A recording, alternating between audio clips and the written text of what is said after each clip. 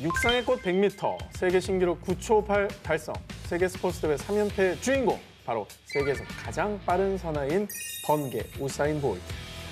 육상 황제 은퇴 무대였던 2017년 런던 세계 육상 선수권 대회는 전 세계에서 큰 주목을 받았습니다. 그런데 3위? 당시 황제 우사인 볼트를 꺾고 넘버원에 올라 여러모로 화제가 된 선수. 그렇습니다. 우사인 볼트에 밀려 오랜 시간 넘버2에 머물러야만 했던 저스틴 게이틀리.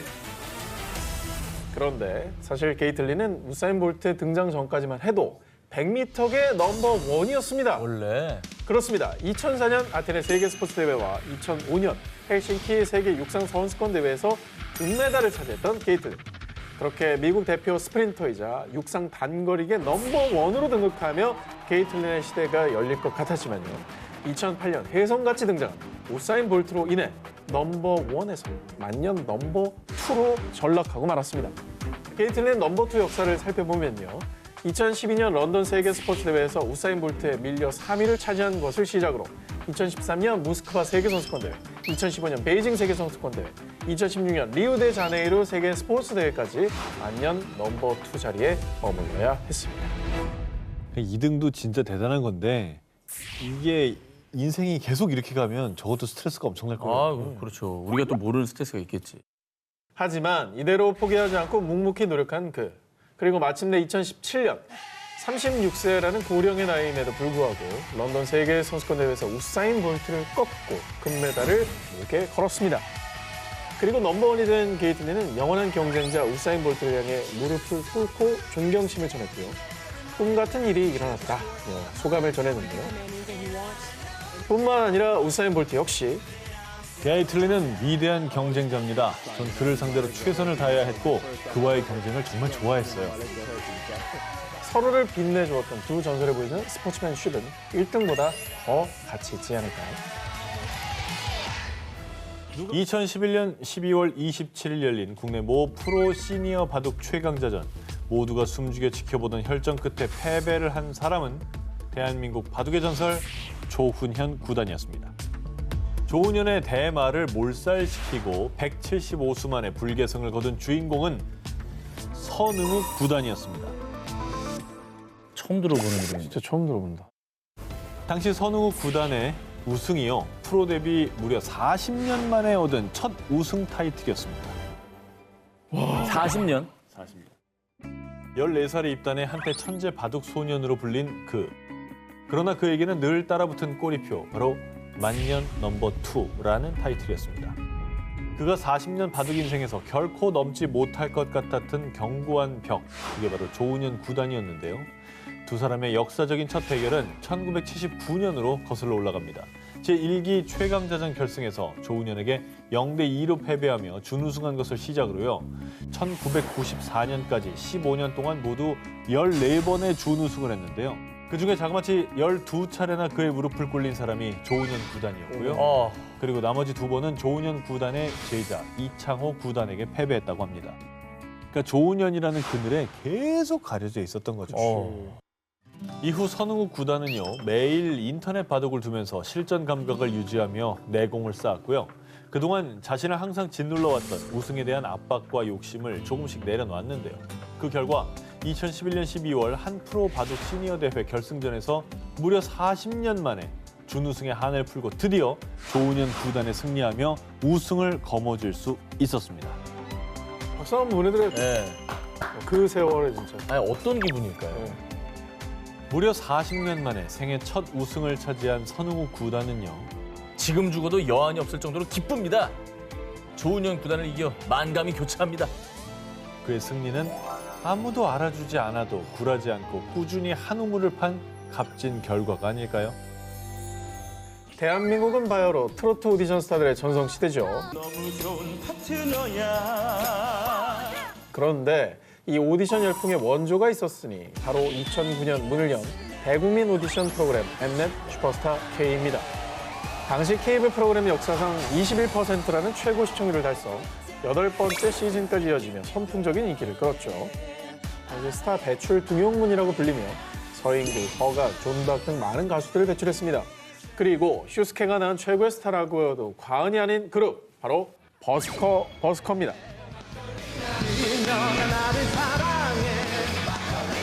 버스커 무대는 진짜 매주가 재밌었어요. 2011년에 방송된 슈퍼스타 K 시즌3에 출연한 버스커는요. 보컬과 기타의 장범준, 드럼의 브래드, 베이스의 김영태까지 완벽한 하모니를 선사하며 경연 내내 높은 화제성을 자랑했습니다. 하지만 슈스케 시즌3 영광의 1위 주인공은 버스커가 아니었습니다. 울랄라 세션입니다. 울랄라 세션이 있었습니다. 환상적인 퍼포먼스를 자랑하는 울랄라 세션과 결승전에서 만나게 된 버스커. 사실 오디션 결승 당시 울랄라 세션이 너무 강한 우승 후보가 아니냐, 결과가 정해진 결승전이다라는 반응이 있을 정도였습니다. 결국 울랄라 세션이 예상대로 우승을 하며 버스커는 2위를 기록, 아쉬움을 느낄 수밖에 없었고요. 결승 이후 1등을 향한 스포트라이트 때문에 2등을 차지한 버스커가 이대로 묻히는 것이 아니냐라는 우려 섞인 반응도 있었습니다.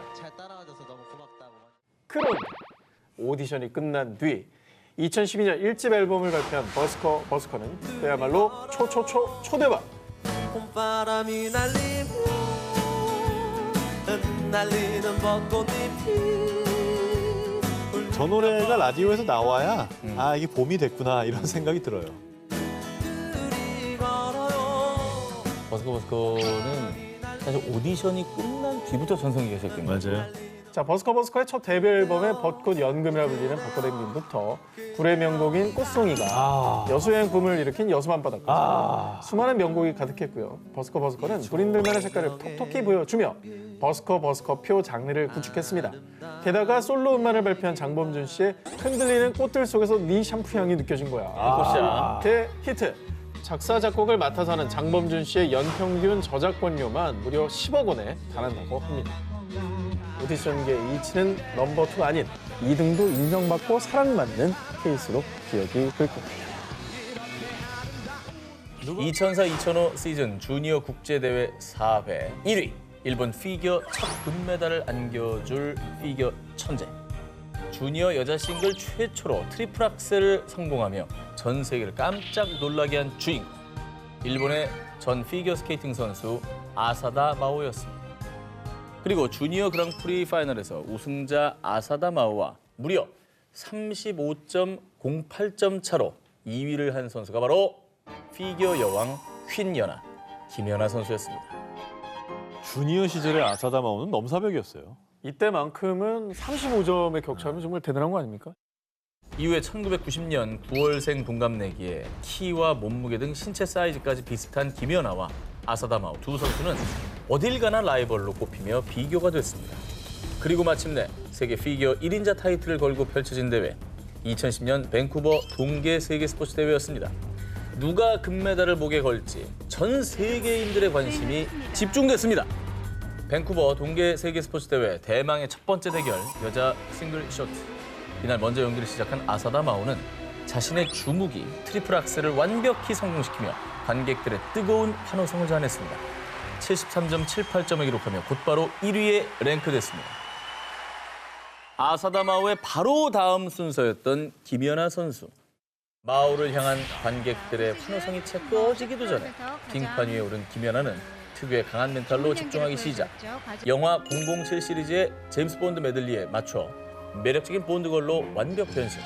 화려한 기술에 미친 연기력으로 무려 78.50점. 세계 신기록을 경신해버렸습니다. 세계 피겨 역사에 기록될 만큼 최고의 무대 아니었습니까? 그리고 이틀 뒤 역전의 기회를 노리던 아사다 마오와 금메달 굳히기에 들어간 김연아의 두 번째 대결, 여자 싱글 프리. 먼저 연기를 시작한 김연아 선수는요, 단 하나의 실수도 허락하지 않고 완벽한 연기를 선보이며 150.06점을 기록, 합계 228.56점으로 세계 신기록을 또다시 경신합니다. 자, 그리고 다음 무대를 준비한 아사다 마오. 두 번의 트리플 악셀 성공 이후 무대 막바지에는 빙판에 스케이트가 걸리며 점프 실패. 결국 합계 205.50점을 기록하며 김연아 선수에게 금메달을 내놔했습니다. 경기장에 울려 퍼진 애국가를 들으며 기쁨의 눈물을 보인 김연아. 인터뷰 도중 서러운 눈물을 흘린 넘버2 아사다 마오. 두 선수는 같은 날 같은 장소에서 다른 의미의 눈물을 흘렸습니다. 자, 2017년 피겨 선수로서 은퇴를 선언하며 결국 김연아라는 거대한 벽을 넘지 못했던 아사다 마오. 그녀는 2020년 한 잡지 인터뷰를 통해 언론에서는 자신과의 싸움이라고 말했지만 사실은 연아를 이기는 게 목표였어요. 코로나19 최전선에서 사투 중에 수많은 백의의 천사들, 그리고 백의의 천사면 대표적으로 떠오르는 사람이 있습니다. 바로 나이팅게일입니다. 나이팅게일은 19세기 러시아 제국과 오스만 제국이 크림반도를 둘러싸고 전쟁을 벌였던 일명 크림 전쟁 당시 병사들을 돌보며 의료 체계 확립에 힘썼는데요. 그런데 나이팅게일 외에도 크림 전쟁 당시 전쟁터에서 병사들을 돌본 또 한 명의 천사가 있었습니다. 또 다른 천사의 이름은 메리 시콜입니다. 정말로 처음 듣는 분이에요. 나이팅게일에 가려져 많은 분들이 알지 못했던 숭고한 천사의 발자취를 따라가 보겠습니다. 1854년 어느 날 메리는 신문에서 크림 전쟁에 관한 뉴스와 런던에서 간호사를 모집한다는 공고를 발견합니다. 그 즉시 망설임 없이 런던으로 향한 그녀. 그런데 영국 육군에서도 간호단에서도 메리를 간호사로 받아주지 않았습니다. 당시 수많은 부상자들이 발생해 의료진의 손길이 부족한 상황에서 이는 도무지 이해할 수가 없는 일이었죠. 자, 메리가 거절당한 이유. 아니 흑인에다가 식민지 출신인데 뭘 믿고 간호사로 채용하냐? 메리는 당시 영국의 식민지였던 자메이카 출신으로 백인과 흑인의 혼혈이었습니다. 당시 인종차별이 만연했던 시절 식민지 출신 흑인 간호사를 인정하지 않았던 것이죠. 하지만 메리는 이대로 포기하지 않았습니다. 당시 의료진조차 꺼렸던 최전방으로 향한 메리.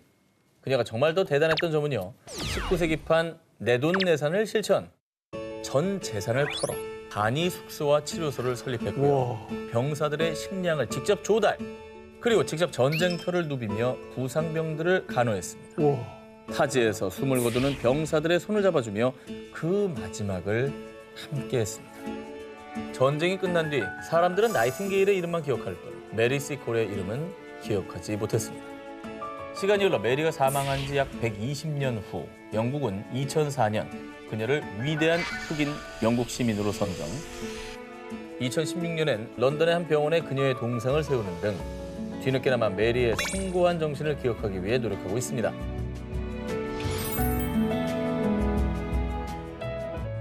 (1998년 5월 21일) 거제 옥포 조선소에서 열린 장보고급 잠수함 7번 함의 진수식. 이 잠수함의 이름은 임진왜란에서 큰 공을 세운 영웅의 이름에서 유래됐는데요. 임진왜란의 엄청난 주역이라면 뭐 단 한 분밖에 생각나지 않네요. 충무공 이순신함? 맞습니다. 이 잠수함의 이름은 이순신함인데요. 근데 우리가 아는 충무공 이순신이 아니고요. 무의공 이순신함입니다. 무의공 이순신이 누구냐? 충무공 이순신과 동명이인의 장군으로 충무공과 함께 임진왜란을 승리로 이끈 또 다른 주역이기도 합니다. 이거 어렴풋이 들은 분들 많이 있을 거예요. 이순신이 2명이었다 이런 얘기는. 먼저 무의공에 대해 소개를 해드리겠습니다. 조선 태종의 장남 양녕대군의 후손인 무의공 이순신은 1578년 묵과에 급제하며 무신의 길로 들어섰는데요. 임진왜란 1년 전인 1591년 무의공이 여수 방답진의 무관직으로 부임하면서 당시 전라 좌수사를 맡고 있던 충무공과의 역사적인 만남이 이루어졌는데요. 재밌는 게 이 이순신 두 분은요 평소에 매우 절친한 사이였다고 합니다. 충무공과 방답첨사는 임진왜란 내내 함께 활 쏘고 술 마시고 밥 먹고 이야기하다 함께 승경도 놀이도 했다라고 난중일기에 기록돼 있다고 하고요. 사실 이름 같으면 뭔가 그래도 되게 반가운 게 있거든요.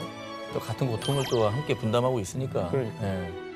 자, 그리고 우리가 잘 몰랐던 무의공 이순신의 업적들. 먼저 임진왜란 3대 대첩으로 알려진 한산도 대첩. 당시 충무공은 견내량 해협이 협소하고 암초가 많아서 우리의 판옥선이 전투하기에 적합하지 않다고 판단. 5, 6척의 판옥선을 일본 진영 가까이 보내서 한산도 앞바다로 유인하고 일본군을 경멸할 계획을 세우는데 바로 이때 일본군을 유인한 판옥선의 선봉장이 바로 무의공이었습니다. 이야, 이야. 한 팀이었네. 또 노량해전에서 충무공이 전사하자 무의공이 수군을 지휘해 당시 전투를 승리로 이끄는 데 큰 역할을 했고요. 이후 외적을 정벌한 공을 크게 인정받으며 3등 선무 공신에 이름을 올렸습니다. 충무공 이순신과 무의공 이순신, 그리고 나라를 지키기 위해 목숨을 바쳤던 기록되지 않은 수많은 영웅들, 이분들이 있어서 지금의 우리가, 대한민국이 존재할 수 있는 게 아닐까요?